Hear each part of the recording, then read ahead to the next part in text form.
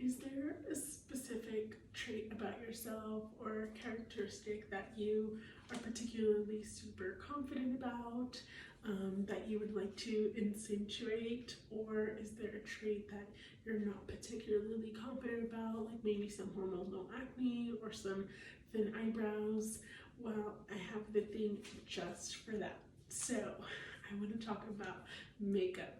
And the beautiful art that it is, the history behind it, and some of the different eras that it's gone through. So first I will discuss the first product that was made and how far it goes back. Second, I will go over some very interesting facts about it. And lastly, I will talk about the different eras that it's been through.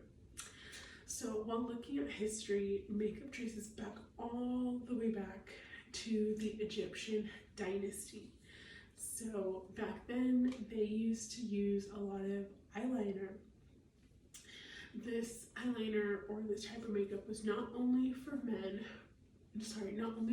but it was also for men. A lot of men used to get this wing eyeliner, and so that just goes to show how far back makeup goes and how long it's been around. And again, it wasn't just inclusive to women, but also to men.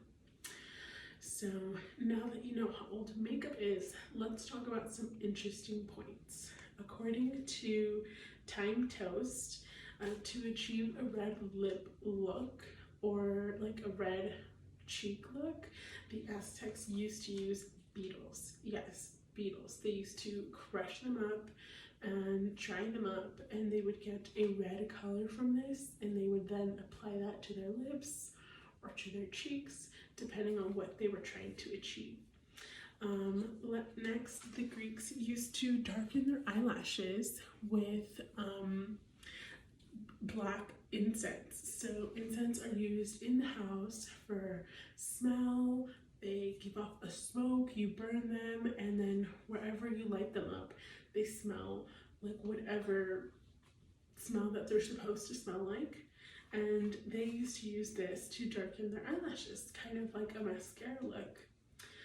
Next, another interesting fact is that the brand Too Faced made the first ever safe for eyes eyeshadow glitter, according to Beauty Aesthetics Academy.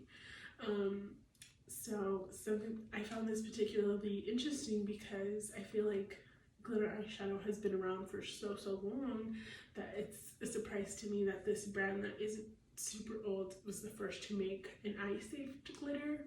I guess back then we used to really just put any type of glitter on our eyes. So yeah, that's just a little interesting to me. You know, beetles, incense, these aren't typically things that you would see in makeup, or you would assume that come from makeup, but back then they used to really just get creative and do and use any resources to achieve certain looks. Now that you know some interesting facts about makeup, let's talk about the different phases that it went through. So I'm going to go through the 20s, the 30s, the 50s, and the 60s. Starting with the 20s, dark smoky eye was very popular. All women used to have packed on very dark colors on their eyelids and just smoke it out as far as they could on their eyelids, and you would see this anytime you would go out. This was really popular back then.